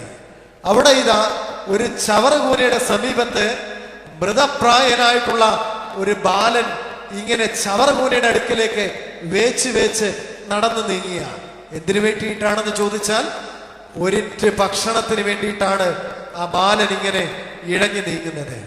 ഉടനെ തന്നെ അദ്ദേഹം നോക്കിയപ്പോൾ സമീപത്തിരിക്കുന്നതായിട്ടുള്ള ഒരു കഴുകന്റെ ചിത്രം കൂടെ അദ്ദേഹം കണ്ടു. കഴുകൻ എന്തിനു വേണ്ടി കാത്തിരിക്കുക? ഈ കുഞ്ഞ് മരിക്കുന്നതായ നിമിഷത്തിൽ അതിനെ കൊത്തി എടുത്തുകൊണ്ട് പറന്നു പോകുവാനായി ആഗ്രഹിക്കുന്ന കഴുകന്റെ കണ്ണുകൾ. കെവിൻ തന്റെ സുന്ദരമായ ക്യാൻവാസിൽ പതിഞ്ഞതായിട്ടുള്ള ഈ ചവറകൂനയും കഴുകനും കുഞ്ഞും വെച്ചുള്ളതായ സുന്ദരമായ ഫോട്ടോ അദ്ദേഹം മനോഹരമായി തന്റെ ഫ്രെയിമിൽ ഒപ്പിയെടുത്തു. ആ പ്രാവശ്യത്തെ മികച്ച ഫോട്ടോഗ്രാഫർക്കുള്ളതായ അവാർഡ് അദ്ദേഹത്തിന് ലഭിച്ചു. അവാർഡുകളൊക്കെ മേടിച്ച് സുന്ദരമായി തന്റെ ജീവിതത്തിന്റെ ഏതാനും ദിവസങ്ങൾ കഴിഞ്ഞപ്പോൾ ഒരാൾ അദ്ദേഹത്തിന്റെ അടുക്ക ചോദിച്ചതായ ഒരു ചോദ്യമുണ്ട്. ആ ചോദ്യത്തിന് മുന്നിൽ അദ്ദേഹം തകർന്നു വീണ് ആത്മഹത്യ ചെയ്തു എന്നാണ് ചരിത്രം നമ്മെ ഓർപ്പിക്കുന്നത്. ചോദ്യം ഇതാണ്: Kevin, where is the boy? എവിടെയാണ് ആ കുട്ടി എന്നുള്ളതായ ചോദ്യം. അദ്ദേഹത്തിന്റെ മനസ്സിന് ഒരു വലിയ മുറിവായി ഈ ചോദ്യം അവശേഷിക്കുകയാണ്. താൻ എടുത്തതായ സുന്ദരമായ ആ ഫോട്ടോയ്ക്ക് വേണ്ടി താൻ കളഞ്ഞതായ ആ സമയവും ആ കുഞ്ഞിന്റെ ജീവന് വേണ്ടി അയാൾ ശ്രമിച്ചിരുന്നുവെങ്കിൽ ഒരുപക്ഷെ അവാർഡ് കിട്ടത്തില്ലായിരുന്നു. പക്ഷെ എന്നാ കിട്ടിയേനെ? ഒരു ജീവൻ കിട്ടിയേനെ. പക്ഷെ നമ്മളൊക്കെ ഇന്ന് ചിന്തിക്കുന്നത് നമ്മുടെ സ്വാർത്ഥതകൾക്ക് പിന്നിൽ നമുക്ക് എങ്ങനെ വലുതാകാം, നാം എങ്ങനെ മറ്റുള്ളവരുടെ മുൻപിൽ വലിയവനായി കാണാമെന്നുള്ള സ്വാർത്ഥമായിട്ടുള്ള ചിന്തകളാ. ഇത് നിമിത്തം പലരും നമ്മളിൽ നിന്നും നഷ്ടമായി പോയില്ലേ? ആരൊക്കെയോ നമ്മളിൽ നിന്നും അകന്നു പോയില്ലേ? നമ്മളൊന്ന് ചിന്തിക്കുക. ലോകമൊത്തിരി പുരോഗമിച്ചിരിക്കുന്നു, ലോകമൊത്തിരി വളർന്നിരിക്കുന്നു. നമ്മുടെ നാട്ടിലിരുന്നു കൊണ്ട് പോലും വിദേശത്ത് നടക്കുന്നതായ കാര്യങ്ങൾ കാണാം. അല്ലെങ്കിൽ വിദേശത്തിരുന്ന് പോലും നമ്മുടെ വീട്ടിലുള്ളതായ സ്വിച്ചുകൾ പോലും അണയ്ക്കുവാനുള്ളതായ സൗകര്യമുണ്ട്. ഇവിടെ വീട് പണിഞ്ഞിട്ടിട്ട് വിദേശത്ത് പോയാൽ പോലും അവിടെ ഇരുന്ന് ഇവിടെയുള്ള അല്ലെങ്കിൽ ഫാനോ ലൈറ്റോ ഓണാണെങ്കിൽ അത് അണയ്ക്കുവാനുള്ളതായ സൗകര്യം ഇന്ന് നമുക്ക് ലഭ്യമാണ്. അത്രമാത്രം വിവര സാങ്കേതിക വിദ്യകളൊക്കെ വളർന്നു പോയി. പക്ഷേ നഷ്ടങ്ങൾ ഇന്നൊത്തിരി കൂടിപ്പോയി. നഷ്ടങ്ങളുടെ കണക്കുകൾ അതിനോടൊപ്പം ഒത്തിരി കൂടിപ്പോയി. നമുക്ക് ചുറ്റും ആരുമില്ലാതെ പോകുന്ന ഒരു സമൂഹമാണ്. പണ്ടൊക്കെ നമുക്ക് സമ്പത്തില്ലാതിരുന്നതായ ഒരു സമയം ഉണ്ടായിരുന്നു. പക്ഷേ കൂടെ നിൽക്കാൻ ആരുണ്ടായിരുന്നു? 10 ആളുകൾ ഉണ്ടായിരുന്നു. ആൾബലമുള്ളതായ ഒരു കാലഘട്ടം ഉണ്ടായിരുന്നു. പക്ഷേ ഇന്ന് സമ്പത്ത് മാത്രമുണ്ട്, ആരില്ല, കൂടെ ആരുമില്ലാതെ പോകുന്ന ഒരു സമൂഹമാണ്. എന്തെന്ന് ചോദിച്ചാൽ സ്വാർത്ഥതയുടേതായ ചിന്തകളാണല്ലോ നമ്മുടെ മനസ്സിൽ ഉണ്ടാകുന്നത്. നമ്മൾ ചിന്തിച്ചുക, നമ്മുടെ ജീവിതത്തിൽ ഗേഹസി സമ്പാദിച്ചതുപോലെ സ്വാർത്ഥതയുടേതായ ക്ഷണികമായിട്ടുള്ള ഒരു താലന്ത് വെള്ളി സമ്പാദിക്കാതെ, എൻ്റെ ദൈവമേ, എൻ്റെ ജീവിതത്തിൽ സ്വാർത്ഥത വെടിഞ്ഞുകൊണ്ട് എല്ലാവരും ഉൾക്കൊള്ളുന്നതായിട്ടുള്ള ഒരു സമ്പാദ്യം എൻ്റെ ജീവിതത്തിൽ ഉണ്ടാകണമേ. ഞാൻ മാത്രമല്ല, എനിക്ക് ചുറ്റും എൻ്റെ സഹോദരങ്ങളും എൻ്റെ ബന്ധുമിത്രാദികളും എൻ്റെ ചാർച്ചക്കാരും ഒക്കെ ഉള്ളതായ ഒരു നല്ല നാളുകൾ ഉണ്ടാകണമേ. സ്വാർത്ഥതയുടെ നാണയങ്ങൾ നമ്മുടെ മടിശീലകളിൽ നിന്നും നമുക്ക് പുറത്തേക്ക് എറിയാം. നാലാമതായി പങ്കുവെക്കുവാൻ ആഗ്രഹിക്കുന്ന ഒരു നാണയം വിശുദ്ധ മത്തായിയുടെ സുവിശേഷം 20-ാം അധ്യായം അതിന്റെ 9-ാമത്തെ വാക്യം. അങ്ങനെ 11-ാം മണി നേരത്ത് വന്നവൻ ചെന്ന് ഓരോ വെള്ളിക്കാശ് വാങ്ങി. വളരെ സുപരിചിതമായിട്ടുള്ള ഒരു നാണയമാണ്. ഒരു തോട്ടത്തിന്റെ ഉടമസ്ഥൻ തന്റെ തോട്ടത്തിൽ അധ്വാനിക്കുവാനായി ആളുകളെ വിളിക്കുന്നു. രാവിലെ തൊട്ട് ആളുകളെ വിളിക്കുകയാണ്, ഇന്നെന്റെ തോട്ടത്തിൽ അധ്വാനിക്കുക. വരുന്നവരുടെ അടുക്കലെല്ലാം ആദ്യമേ തന്നെ പറഞ്ഞു, ഞാൻ ഒരു വെള്ളിക്കാശാണ്, ഒരു ദീനോറയാണ് നിങ്ങൾക്ക് നൽകുന്നതെന്ന് പറഞ്ഞു. അങ്ങനെ 11-ാം മണി നേരത്ത് വന്നവന്റെ അടുക്കലും പറഞ്ഞു, നീ അധ്വാനിക്കുകയാണെങ്കിൽ നിനക്ക് എന്നാ നൽകും? ഒരു വെള്ളിക്കാശ് നിനക്ക് നൽകുമെന്ന് പറഞ്ഞു. അവൻ പണി തുടങ്ങിയപ്പോൾ തന്നെ അവിടെ പണി നിർത്തുവാനുള്ളതായിട്ടുള്ള ഒരു മണി മുഴങ്ങി, ഇന്ന് നിന്റെ സമയം അവസാനിച്ചിരിക്കുന്നു. അങ്ങനെ 11-ാം മണി നേരത്ത് വന്നവനും കൂലി മേടിക്കുവാനായിട്ട് അവിടെ യജമാനന്റെ മുൻപിൽ നിൽക്കുകയാണ്. ഇന്ന് പലപ്പോഴും നമ്മൾ പറയുന്ന കൂലി എന്ന് പറഞ്ഞാൽ വയലിൽ പണി, വരമ്പത്ത് കൂലി എന്ന ഇന്ന് ആധുനിക തത്വശാസ്ത്രം നമ്മോട് പറയുന്നത്.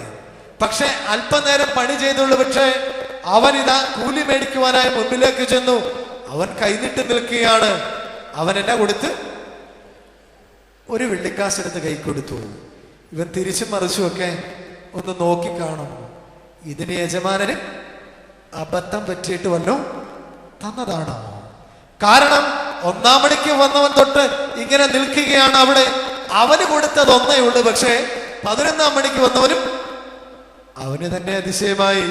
യജമാനനിലേക്ക് ചോദിച്ചു, യജമാനനെ, നിനക്ക് അബദ്ധം വല്ലതും പറ്റിയതാണോ? ഞാൻ അല്പം നേരം പോലും ആയില്ല ജോലി തുടങ്ങിയിട്ട്, അതിനു മുൻപും എനിക്ക് നീ അവർക്ക് കൊടുത്ത കൂലി കിട്ടിയല്ലോ. ഇത് അബദ്ധം പറ്റിയതല്ല, മറിച്ച് ദൈവത്തിന്റെ കൃപയുടെ നാണയമാണ്. ഇത് ദൈവം നൽകുന്നതായ കൃപയുടെ വലിയ നാണയമാണ്. ഇത് മുൻപന്മാരെക്കാളും പിന്നാലെ വരുന്നവനും ഒരുപോലെ കൊടുക്കുന്ന ദൈവത്തിന്റെ വലിയ കൃപയുണ്ടല്ലോ. ഇന്ന് ഈ പരിശുദ്ധമായ ആലയത്തിൽ ഇരിക്കുമ്പോൾ നമ്മുടെ ജീവിതത്തിന്റെ അവസ്ഥകളെ നമ്മളൊന്ന് ചിന്തിക്കുക. നമ്മളെക്കാൾ എത്രയോ ശക്തന്മാരുണ്ടായിരുന്നു, നമ്മളെക്കാൾ എത്രയോ പ്രബലന്മാരുണ്ടായിരുന്നു, എത്രയോ ആളുകൾ പ്രഗത്ഭന്മാരുണ്ടായിരുന്നു. പക്ഷേ നിലച്ചിരിക്കാത്തതായ നേരത്ത് മരണം വന്ന് വിളിച്ചപ്പോൾ തമ്പുരാന്റെ സന്നിധിയിലേക്ക് അവരൊക്കെ മാറ്റപ്പെട്ടില്ലേ? വലിയ മിടുക്കാണെന്ന് പറയുന്നില്ല, പക്ഷേ ഇന്നിവിടെ ആയിരിക്കുവാനായി ദൈവം അവസരം നൽകിയെങ്കിൽ ഇതെന്ത് മാത്രമാ? ദൈവത്തിന്റെ കൃപ മാത്രമാ. അടുത്ത വെള്ളിയാഴ്ച വചനം പറഞ്ഞ ഞാനോ കേട്ടതായ നിങ്ങളോ ഇവിടെ ഇരിക്കുമെന്ന് ആർക്കെങ്കിലും ഉറപ്പുണ്ടോ? ആർക്കും ഉറപ്പില്ല. അടുത്ത നിമിഷം എങ്ങനെയാണെന്നുള്ള ചിന്ത പോലും നമുക്കില്ല. പക്ഷേ ഇന്നിവിടെ ആയിരിക്കുന്നുവെങ്കിൽ ആരുടെ കരുണയാ? ദൈവത്തിന്റെ കരുണ മാത്രമാ. എത്രയോ നമ്മളെക്കാൾ ശ്രേഷ്ഠരെക്കാൾ ദൈവം ഇന്ന് ഈ ഭൂമിയിൽ നമ്മളെ ഉറപ്പിച്ചിട്ടുണ്ടെങ്കിൽ അത് ദൈവ കരുണ മാത്രമാണ്, ദൈവത്തിന്റെ കൃപ മാത്രമാണ്.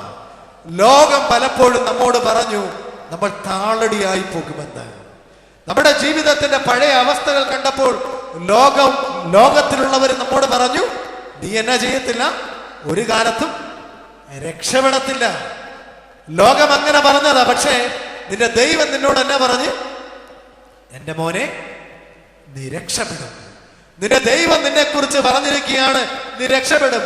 ആരൊക്കെ നിന്നെ നിന്ദിച്ചെന്ന് പറഞ്ഞാലും, ആരൊക്കെ നിന്നെ പരിഹസിച്ചെന്ന് പറഞ്ഞാലും, എത്രമാത്രം നിന്നെ തള്ളിക്കളഞ്ഞെന്ന് പറഞ്ഞാലും, പെറ്റ അമ്മ ഉപേക്ഷിച്ചാലും വാക്ക് മാറാത്തവനായ ദൈവം പറയുകയാണ്, ഞാൻ നിന്റെ കൂടെയുണ്ട്, ഞാൻ നിന്നെ ബഹുമാനിക്കും, ഞാൻ നിന്നെ ഉയർത്തും, നിനക്ക് ദൈവ കൃപകൾ ഞാൻ നൽകുമെന്നുള്ളതായ ഒരു ഉറപ്പ് ദൈവം നമുക്ക് നൽകിയാണ്. നിങ്ങൾക്ക് വിശ്വാസമുണ്ടോ നിങ്ങളുടെ ദൈവം നിങ്ങളെ പുലർത്തുമെന്നുള്ളത്?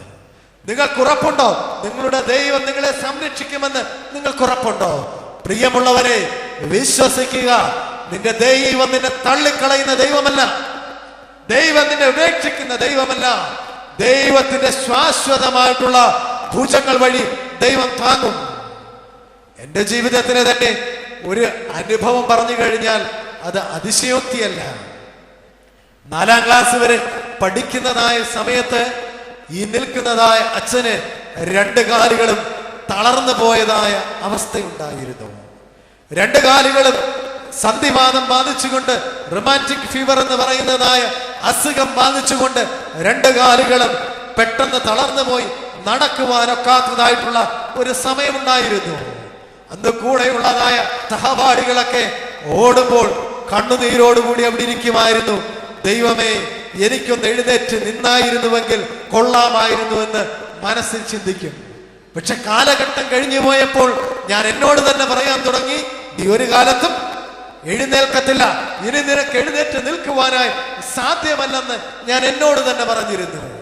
പക്ഷേ 7ാം ക്ലാസ് വരെ പഠിച്ചതായ എൻ്റെ അമ്മ എന്നെ മടിയിലിരുത്തിക്കൊണ്ട് എല്ലാ ദിവസവും പ്രാർത്ഥിക്കുമായിരുന്നു, ദൈവമേ എൻ്റെ മകനെ ഒന്ന് എഴുന്നേൽപ്പിക്കണമേ. ഞാൻ അമ്മയോട് പറയുമായിരുന്നു, എന്തിനാണമ്മേ, എൻ്റെ വിധി എനിക്കറിയാം, ഞാൻ എഴുന്നേൽക്കത്തില്ലെന്ന് എനിക്ക് നല്ല ബോധ്യമുണ്ട്, എന്തിനാണ് വെറുതെ പ്രാർത്ഥിക്കുന്നതെന്ന് ചോദിക്കും. പക്ഷെ അമ്മ പറയുമായിരുന്നു, മോനെ, നിന്റെ ദൈവം നിന്നെ എഴുന്നേൽപ്പിക്കുന്ന ദിവസം ഉണ്ടാകുമെന്ന് അമ്മ പറയുമായിരുന്നു. പക്ഷേ ഇന്ന് സെമിനാരിയിൽ പഠിച്ച് BDയും GSTയും ഒക്കെയുള്ള എനിക്ക് എൻ്റെ അമ്മയുടെ അത്രയും വിശ്വാസമുണ്ടോ എന്ന് ചോദിച്ചാൽ ഒരുപക്ഷെ ഞാൻ ചിലപ്പോഴൊക്കെ ചിന്തിക്കാറുണ്ട്, എത്രമാത്രം വിശ്വാസം എനിക്കുണ്ടാകുമോ എന്ന്. എൻ്റെ മാതൃദേവാലയം തേവലക്കരയാണ്. അവിടെ പരിശുദ്ധന്റെ കബറിടത്തിൽ എല്ലാ വർഷവും പെരുന്നാൾ നടക്കുന്നതായ സമയത്ത് മാതാപിതാക്കൾ എന്നെ എടുത്തുകൊണ്ട് പോകും. ഒരു വർഷം പോയപ്പോൾ എൻ്റെ അപ്പൻ എനിക്ക് ആദ്യമായിട്ട് കാലിലിടുവാനായി ഒരു ജോഡി ഷൂ മേടിച്ചു തന്നു. അപ്പനോട് ചോദിച്ചു, 2 കാലുകളും എനിക്ക് ഭാരമാ, ഈ 2 കാലും ഇല്ലായിരുന്നെങ്കിൽ എന്ന് ഞാൻ ചിന്തിക്കുക. കാരണം ഇത്രമാത്രം ഭാരം എടുത്തുകൊണ്ട് വേണം എനിക്ക് നടക്കാൻ. അതിന്റെ കൂടെ എന്നാ കൂടെ മേടിച്ചു തന്നു, എടുക്കാൻ വയ്യാത്ത 2 ഷൂ കൂടെ മേടിച്ചു തന്നു. അപ്പന് വേറെ പണിയൊന്നുമില്ലേ? അപ്പൊ പറഞ്ഞു, എന്റെ മോനെ, നീട്, എന്റെ ദൈവം നിന്നെ അനുഗ്രഹിക്കും, ദൈവം നിന്നെ ഉയർത്തുമെന്നുള്ളതായ ഒരു വിശ്വാസം. പെരുന്നാളൊക്കെ കഴിഞ്ഞു പ്രാർത്ഥനയോടുകൂടി അപ്പനും അമ്മയും എന്നെ പിടിച്ച് എഴുന്നേൽപ്പിച്ച് പിച്ച വെച്ച് കബറിടത്തിൽ നിന്നും കടന്നു പോയതാ. ഈ പരിശുദ്ധമായ പരിശുദ്ധന്റെ കബറിടത്തിലും ഇതുപോലുള്ള അനുഭവത്തിൻ്റെതായ സാക്ഷ്യമുണ്ട്. ഇവിടെ വന്നിട്ടും നടന്നു പോകുന്നതായ അനേകം ആളുകളുണ്ട്. അത്ഭുതകരമായിട്ടുള്ള രോഗത്തിന്റെ സൗഖ്യം മേടിച്ചുകൊണ്ട് പോകുന്നുണ്ട്. ഞാൻ എന്തിനാണ് പറഞ്ഞതെന്ന് ചോദിച്ചാൽ, ദൈവത്തിന്റെ കൃപ നമ്മുടെ കൂടെ ഉണ്ടെങ്കിൽ ദൈവം നമ്മെ ഉയർത്തും. ആരൊക്കെ നമ്മളെ താളടിയാക്കിയാലും എൻ്റെ ദൈവം അവന്റെ കൃപയുടെ മറവിൽ, അവന്റെ കൃപയുടെ സംരക്ഷണയുടെ മറവിൽ നമ്മെ വളർത്തുമെന്നതിൽ യാതൊരു സംശയമില്ല. ഇതാ 11-ാം മണി നേരത്തിന് വന്നു കൊടുത്ത ഒരു വെള്ളിക്കാശ്, ദൈവമേ, എൻ്റെ ജീവിതവും ഇതുപോലെയാകുന്നുവല്ലോ. താളടിയാകുമെന്ന് ചിന്തിച്ച നിമിഷങ്ങളുണ്ട്, ഉയരുകയില്ലെന്ന് ചിന്തിച്ചതായ നിമിഷങ്ങളുണ്ട്, ഇനി ജീവിതത്തിന് യാതൊരു പോംവഴിയുമില്ലെന്ന് ചിന്തിച്ചതായ നിമിഷങ്ങളുണ്ടല്ലോ. അവിടെ നിന്നെല്ലാം നീ ഞങ്ങളെ ഉയർത്തി. നിന്റെ കൃപ ഞങ്ങളുടെ കൂടെ ഉണ്ടല്ലോ, നിന്റെ കരുണ ഞങ്ങളുടെ കൂടെ ഉണ്ടല്ലോ. ദൈവമേ, ആ 11-ാം മണി നേരത്തിന് കൊടുത്തതായ ആ കൃപയുടെ നാണയമായി ഞങ്ങളുടെ ജീവിതങ്ങളെ അവിടുന്ന് മാറ്റണമേ. അവസാനമായി ഒരു നാണയത്തെക്കുറിച്ച് കമ്പിവാചകത്തിൽ പറഞ്ഞുകൊണ്ട് ഞാൻ എൻ്റെ വാക്കുകളെ നിർത്തിയേക്കാം. അവസാനമായി ചിന്തിക്കുന്നതായ നാണയം വിശുദ്ധ മത്തായിയുടെ സുവിശേഷം 26-ാമത്തെ അധ്യായത്തിൽ കാണുന്നതായിട്ടുള്ള ഒരു നാണയം. വിശുദ്ധ മത്തായിയുടെ സുവിശേഷം 26-ാമത്തെ അധ്യായം അതിൻ്റെ 15-ാമത്തെ വാക്യത്തിൽ ഒരു നാണയം പ്രത്യക്ഷപ്പെടുന്നു. അവർ അവന് 30 വെള്ളിക്കാശ് തൂക്കിക്കൊടുത്തു. അവർ അവന് 30 വെള്ളിക്കാശ് തൂക്കിക്കൊടുത്തു. ഈ നാണയത്തെക്കുറിച്ച് ആരോടും അധികം പറയേണ്ട കാര്യമില്ല. ആര് സമ്പാദിച്ച നാണയമാ? അത്രമാത്രം മനസ്സിൽ പരിചിതമാണ്. യൂദ ഇസ്കറിയോത്ത് സമ്പാദിച്ചതായിട്ടുള്ള നാണയമാണ്. ഇതിനെ ലാഭത്തിന്റെ നാണയമെന്നാണ് എനിക്ക് വിളിക്കുവാൻ താല്പര്യം. കാരണം യൂദ തന്റെ ജീവിതത്തിൽ ലാഭമായി സമ്പാദിച്ചതായിട്ടുള്ള നാണയമാണ്. ചരിത്രത്തിൽ ഏറ്റവും കൂടുതൽ വെറുക്കപ്പെടുന്നതായിട്ടുള്ള നാണയമാണ് യൂദയുടെ നാണയം. എല്ലാ നാണയങ്ങളും നമുക്ക് താല്പര്യമില്ലെങ്കിൽ കൊണ്ടുവന്ന് എവിടെ നിക്ഷേപിച്ചാൽ മതി? പള്ളിയുടെ വഞ്ചി കൊണ്ടിട്ട് കഴിഞ്ഞാൽ ഒരു കുഴപ്പമില്ല. അച്ഛൻ ചോദിക്കുമോ നിങ്ങൾ എന്തിനാ ഈ പൈസ കൊണ്ടെന്ന് പള്ളിയിൽ ഇട്ടതെന്ന്? ആരും ചോദിക്കത്തില്ല. ഏത് നാണയങ്ങളും സ്വീകരിക്കുന്നതായ ദേവാലയത്തിന്റെ ഭണ്ഡാരത്തിൽ പോലും ആരുടെ നാണയം വേണ്ട? ആരുടെ വേണ്ട? യൂദായുടെ നാണയം വേണ്ട. എല്ലാ നാണയവും എടുക്കുന്നതായ ദേവാലയം. അതുകൊണ്ട് മോശം നാണയങ്ങളൊക്കെ എവിടെ കൊണ്ടിടണമെന്ന് അർത്ഥമില്ല, പള്ളിയിൽ കൊണ്ടുവന്നിടണമെന്നൊന്നും അച്ഛൻ പറഞ്ഞില്ല. എല്ലാ നാണയങ്ങളും സ്വീകരിക്കുന്നതായ ദേവാലയത്തിന്റെ ഭണ്ഡാരത്തിൽ പോലും യൂദായുടെ നാണയം പറയുകയാണ്, ഇത് രക്തത്തിന്റെ വിലയാണ്, ഇത് ഈ ശ്രീഭണ്ഡാരത്തിൽ വേണ്ട എന്ന്, ആ നാണയം വേണ്ട എന്ന് പറയുന്നതായ ചരിത്രമാണുള്ളത്. കാരണം എന്തെന്ന് ചോദിച്ചാൽ ആ നാണയത്തിന്റെ പ്രത്യേകത, അവൻ ലാഭം പിടിച്ചതായ നാണയം. അവൻ എന്തിനെയാ ലാഭം പിടിച്ചത്? എന്തിനെയാ? ആരെയാ ലാഭം പിടിച്ചത്? അവന്റെ ദൈവത്തെ അവൻ ലാഭം പിടിച്ചത്. അവൻ വേറെ ഒന്നിനെയുമല്ല അവൻ ലാഭം പിടിച്ചത്, അവന്റെ ദൈവത്തിന് പകരമായി പിടിച്ചതാണ് എന്നത് 30 വെള്ളിക്കാശ്. പ്രിയമുള്ളവരെ, എവിടെയും ലാഭം പിടിച്ചുകൊള്ളുക. നിന്റെ ജീവിതത്തിൽ എവിടെ വേണമെങ്കിലും ലാഭം പിടിക്കുക. പക്ഷേ നിന്റെ ദൈവത്തിന് പകരമായി നീ എന്തെങ്കിലും ലാഭം പിടിച്ചിട്ടുണ്ടെങ്കിൽ അത് എന്നതായിട്ടേ വരുത്തുള്ളൂ? നിന്റെ നാശമായിട്ടേ വരുത്തുള്ളൂ. നിന്റെ ദൈവത്തിന് പകരമായി നീ എന്തെങ്കിലും സമ്പാദിച്ചിട്ടുണ്ടെങ്കിൽ, നിന്റെ ദൈവത്തിന് പകരമായി നിന്റെ ജീവിതത്തിൽ എന്തെങ്കിലും ഉണ്ടെങ്കിൽ അത് നിന്റെ നാശമായി പോകുന്നു. അതുകൊണ്ടാണ് വിലയുള്ളതായ 30 വെള്ളിക്കാശ് വിലയില്ലാതെ പോയത്. നമുക്കറിയാം, ആ കാലഘട്ടത്തിലെ ഒരു വലിയ സംഖ്യയായിരുന്നു 30 വെള്ളിക്കാശ്. ആ യൂദായുടെ 30 വെള്ളിക്കാശിന് കിലുക്കം മാത്രമേ ഉള്ളൂ. പക്ഷെ എന്നെ ഇല്ല, വിലയില്ല. ചില കിലുക്കങ്ങൾ മാത്രമുള്ളതായ നാണയമായി യൂദായുടെ ലാഭത്തിൻ്റെതായ 30 വെള്ളിക്കാശ്. നമ്മൾ ചിന്തിക്കുക, നമ്മുടെ ജീവിതത്തിൽ എൻ്റെ ദൈവമേ, നിനക്ക് പകരമായി ഞാൻ എന്തെങ്കിലും സമ്പാദിച്ചിട്ടുണ്ടെങ്കിൽ അതിനെ അവിടുന്ന് മാറ്റണമേ. പൂർവിക പിതാക്കന്മാർ നമുക്ക് കൈമാറി തന്നതായ പഴയ പ്രാർത്ഥനയുടെ ശീലുകളില്ലേ? പഴയ നമസ്കാരങ്ങളുടേതായ ശീലുകളൊക്കെ ഇല്ലേ? ഇന്ന് എവിടെ പോയി? ഇന്ന് എവിടേക്ക് മൺമറഞ്ഞു പോയി ഈ പഴയ പ്രാർത്ഥനയുടെയും യാമപ്രാർത്ഥനകളുടെയും സ്വയം അനുഷ്ഠാനങ്ങളുടെയും ആകുന്ന ഒരു പഴയ ശീലുകളൊക്കെ എവിടെ പോയി? പണ്ടൊക്കെ നമ്മുടെ ഭവനങ്ങളുടെ അടുത്തുകൂടെ പോയായിരുന്നെങ്കിൽ നല്ല സുന്ദരമായ പ്രാർത്ഥനകളൊക്കെ കേൾക്കായിരുന്നു.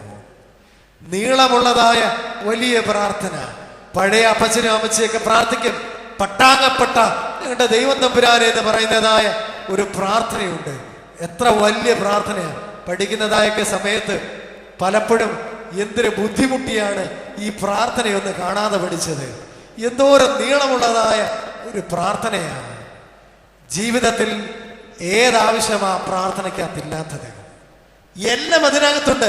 ഒരൊറ്റ പ്രാർത്ഥന ചൊല്ലിയാൽ മതി. അതിനകത്ത് 100 അല്ല 1000 അല്ല എത്ര ആവശ്യമുണ്ടെങ്കിൽ തന്നെ അതിനകത്തുണ്ട്. അതുകൊണ്ട് അത്ര വലിയ പ്രാർത്ഥനയാണെങ്കിൽ പോലും നമ്മുടെ പിതാക്കന്മാരൊക്കെ അത് വൈകുന്നേരത്ത് ചൊല്ലുന്നതായ സമ്പ്രദായം ഉണ്ടായിരുന്നു. എൻ്റെ ചെറുപ്പത്തിലൊക്കെ, എനിക്കൊത്തിരി പ്രായമൊന്നും ആയിട്ടില്ല കേട്ടോ, എൻ്റെ ചെറുപ്പം എന്നൊക്കെ പറഞ്ഞത്, ക്രിക്കറ്റ് കളിയുടേതായ ഒരു നല്ല ആരാധകനായിരുന്നു ഞാൻ. അന്നൊക്കെ ക്രിക്കറ്റ് കളിയിൽ ടെസ്റ്റ് എന്ന് പറയുന്നതായിട്ടുള്ള ഒരു സമ്പ്രദായം, ഇന്നത് കുറഞ്ഞുപോയി. 2-3 ദിവസങ്ങളൊക്കെ എടുത്തിട്ടാണ് ഒരു ടെസ്റ്റ് മത്സരം പൂർത്തിയാക്കുന്നത്. ഇന്ന് അതിന് പകരമായിട്ട് പുതിയ സമ്പ്രദായം വന്നിട്ടുണ്ട്. ഏത് മത്സരമാ? പ്രായമുള്ള അമ്മച്ചിമാർക്ക് വരെ അറിയാം. 2020 എന്ന് പറയുന്നതായ ഒരു സമ്പ്രദായം. അതിൻ്റെ ഒരു വലിയ പ്രത്യേകതയുണ്ട്. ടെസ്റ്റൊക്കെ ആണെങ്കിൽ തീരണ എത്ര നേരം എടുക്കും? 2-3 ദിവസങ്ങൾ അല്ലെങ്കിൽ വലിയ സമയമെടുക്കും. പക്ഷേ 2020 ഒക്കെ ആണെങ്കിലും ആകെ കൂടി 2-3 മണിക്കൂറിനുള്ളിൽ കളി തീരും. ഇതുപോലെയാണ് നമ്മുടെ ആത്മീയത പോയ പോക്ക്. ഈ വലിയ പ്രാർത്ഥനകളൊന്നും 50 ഓവറിന്റെ പ്രാർത്ഥനകളൊന്നും നമുക്കിഷ്ടമല്ല. നമുക്ക് ഏത് പ്രാർത്ഥന ഇഷ്ടം? ഈ 2020 പ്രാർത്ഥനകളൊക്കെയാണ് ഇപ്പം വലിയ താല്പര്യം. എത്രമാത്രം ചെറുതാക്കാമോ പ്രാർത്ഥനകളൊക്കെ, എത്രമാത്രം ചെറുതാക്കാമോ, ചെറുതായിട്ട് പ്രാർത്ഥിക്കുന്നതാണ് നമുക്ക് വലിയ സന്തോഷം. ഞങ്ങളൊക്കെ ഒരു ഗ്രാമീണ അന്തരീക്ഷത്തിൽ നിന്നും ജനിച്ചു വളർന്നവരാണ്. ഞങ്ങളുടെ നാട്ടിലൊക്കെ ധാരാളമായിട്ടും മൃഗസമ്പത്തുമൊക്കെ ഉള്ളതായ നാടുകളാണ്. അവിടെയൊക്കെ പാൽക്കച്ചവടം വളരെയധികം ഉള്ളതായിട്ടുള്ള ഒരു പഴയ ചിത്രം ഉണ്ടായിരുന്നു. നമുക്കറിയാം, പാൽക്കച്ചവടം ലാഭകരമാകണമെങ്കിൽ എന്നെ ചെയ്യണം? പെട്ടെന്ന് ലാഭകരമാകണം എന്നെ ചെയ്യണം? അത് പരിവലേനും ഒരുപോലെ തന്നെയാണ്. അതിനകത്ത് എന്നെ ചെയ്യണം? അല്പം വെള്ളമൊക്കെ ഒഴിച്ചു കഴിഞ്ഞാൽ എന്നെ ലാഭകരമാകും, കച്ചവടം വലിയ ലാഭകരമാകും. പക്ഷെ ചിന്തിക്കുക, ആത്മീയതയിൽ വേണം നമുക്ക് വെള്ളമൊഴിക്കാം, ആത്മീയതയിലും വേണമെങ്കിൽ നമുക്ക് മായം ചേർക്കാം. പക്ഷേ അതധികം പിടിച്ചു നിൽക്കുവാനായി സാധ്യമാവുകയില്ല. നിന്റെ ദൈവത്തിന് പകരമായി, നിന്റെ ദൈവ ബന്ധത്തിന് പകരമായി നീ അതിനകത്ത് മായം ചേർക്കുകയാണെങ്കിൽ, അതിനകത്ത് നീ ഉപേക്ഷ വിചാരിക്കുകയാണെങ്കിൽ, അത് നിന്റെ ജീവിതത്തിന് ഉതവുകയില്ല, നിന്റെ ജീവിതത്തിന്റെ നാശമാവുകയുള്ളൂ. ഇവിടെ ഇതാ യൂദ സമ്പാദിച്ചു പോയതായ 30 വെള്ളിക്കാശാകുന്ന ലാഭത്തിൻ്റെതായിട്ടുള്ള ഒരു വലിയ നാശത്തിൻ്റെതായിട്ടുള്ള നാണയം. നമ്മൾ ചിന്തിക്കാം, ദൈവമേ, ഞങ്ങളുടെ മടിശീലകളിൽ സ്വാർത്ഥതയുടേതാകുന്ന, വഞ്ചനയുടേതാകുന്ന നാണയങ്ങളുണ്ടോ എന്ന് ചിന്തിക്കാം. ഒരു നിമിഷം നമ്മുടെ തലകളെ നമുക്ക് വണക്കാം. സ്നേഹനിധിയാകുന്ന ദൈവമേ, ഈ ലോകത്തെ രക്ഷിക്കുവാനായി ലോകത്തിലേക്ക് യാഗമായി തീർന്ന പിതാവേ, ഞങ്ങളെയും ഞങ്ങളുടെ ജീവിതങ്ങളെയും തിരുവൻപാകെ സമർപ്പിക്കുന്നുവല്ലോ. ഞങ്ങൾ എന്തൊക്കെയോ സമ്പാദിച്ചു കൂട്ടുന്നുവല്ലോ. ഞങ്ങളുടെ മടിശീലകളിലൊക്കെ തമ്പുരാനെ അനേകം സമ്പാദ്യങ്ങളുണ്ടല്ലോ. ഏതാ വേണ്ടതെന്നും വേണ്ടാത്തതേതെന്നും തിരിച്ചറിയുവാനുള്ള കൃപ ഞങ്ങൾക്ക് നൽകണമേ. ലക്ഷ്യസ്ഥാനത്തേക്ക് ഇനിയും എത്താത്ത നാണയമാണെങ്കിൽ, ഇപ്പോഴും മത്സ്യത്തിന്റെ വായിലാണെങ്കിൽ, നിനക്ക് വേണ്ടി നിന്റെ ആലയത്തിൽ ഉള്ളതായ നല്ല നാണയമായി, ഒരു ചതുർദ്രമയായി, ലക്ഷ്യസ്ഥാനത്ത് എത്തേണ്ടുന്ന നല്ല നാണയമായി, നിന്റെ നല്ല മക്കളായി ഞങ്ങളെ വളർത്തണമേ. അനേകം ആളുകൾക്ക് സൗഖ്യം പകരേണ്ടുന്നതാകുന്നുവല്ലോ ഞങ്ങളുടെ ജീവിതങ്ങൾ. പക്ഷെ പലപ്പോഴും ഞങ്ങൾ പലരെയും നിരാശയിലാഴ്ത്തുന്നുവല്ലോ. സൗഖ്യമില്ലാത്തതായ അവസ്ഥകളിലേക്ക് ഞങ്ങളുടെ സമൂഹവും ഞങ്ങളുടെ വ്യക്തിബന്ധങ്ങളുമൊക്കെ അകപ്പെടുന്നുവല്ലോ. തമ്പുരാനെ, ആർക്കെങ്കിലുമൊക്കെ ഒരു നല്ല സൗഖ്യം കൊടുക്കുവാൻ, നല്ല ഒരു ഓർമ്മകളെ കൊടുക്കുവാനായി ഞങ്ങളുടെ മനസ്സുകളെ നീ പഠിപ്പിക്കണമേ. ജീവിതത്തിന്റെ പ്രാരാബ്ദങ്ങൾക്കിടയിൽ സ്വാർത്ഥമായ ചിന്തകൾ വന്നു പോയെങ്കിൽ, എന്റെ ചുറ്റുപാടുകളിലേക്കൊന്ന് നോക്കുവാനായി, എന്റെ സഹജീവികളെയൊക്കെ ഒന്ന് നോക്കുവാനായി ഒരു കണ്ണില്ലാതെ എനിക്ക് വേണ്ടി മാത്രം സമ്പാദിച്ചുവെങ്കിൽ, എന്റെ മടിശീലയിൽ നിന്നും ഗേഹസി സമ്പാദിച്ചതായ സ്വാർത്ഥതയുടെ കുഷ്ഠം വിളിച്ചു വരുത്തിയതായ ഒരു വെള്ളി നാണയത്തെ ദൂരേക്ക് കളയണമേ. പിന്നെയോ നിന്റെ കരുണയുടെ, നിന്റെ കൃപയുടെ 11-ാം മണി നേരത്തെ ഒരു നല്ല നാണയമായി നീ തന്നിരിക്കുന്നത് മുഴുവൻ നിന്റെ കൃപയും കരുണയുമാകുന്നുവല്ലോ. ഒരു മേന്മയുമില്ലാത്ത, ഒരർഹതയുമില്ലാത്തതായി ഞങ്ങളെ ഈ ഭൂമുഖത്ത് പിറക്കുവാനായും ജീവിക്കുവാനായും അനുവദിച്ചെങ്കിൽ, ഇത്രമാത്രം ക്ഷേമമായി പോറ്റി പുലർത്തുന്നുവെങ്കിൽ നിന്റെ കൃപയുടേതായ ആ നാണയം മാത്രമാകുന്നുവല്ലോ. യൂദാ സമ്പാദിച്ചതുപോലെ തമ്പുരാനെ നിനക്ക് പകരമായി ഒന്നും സമ്പാദിക്കുവാൻ ഞങ്ങൾക്കിടയാകരുതേ. അങ്ങയെ പോലെയാകുവാന്, നിന്നോട് ചേരുവാന്, തമ്പുരാനെ നിന്റെ കുരിശിന്റെ വലിയ വെള്ളിയാഴ്ച ദിവസവും നിന്നോട് ചേരുവാനായി ഞങ്ങളെ പഠിപ്പിക്കുമാറാകണമേ. ആവശ്യമുള്ളതിനെ ഞങ്ങളുടെ മടിശീലകളിൽ സൂക്ഷിക്കുവാൻ, ആവശ്യമില്ലാത്തതിനെ ദൂരേക്ക് എറിയുവാനുമുള്ളതായ ഒരു പ്രാപ്തിയും വിവേകവും ഞങ്ങൾക്ക് നൽകണമേ. ഞങ്ങളെല്ലാ നാളും നിനക്കും നിന്റെ പിതാവിനും നിന്റെ പരിശുദ്ധ റൂഹായിക്കും സ്തുതിയും സ്തോത്രവും സമർപ്പിക്കുവാനായിട്ട് തന്നെ. ആമേൻ.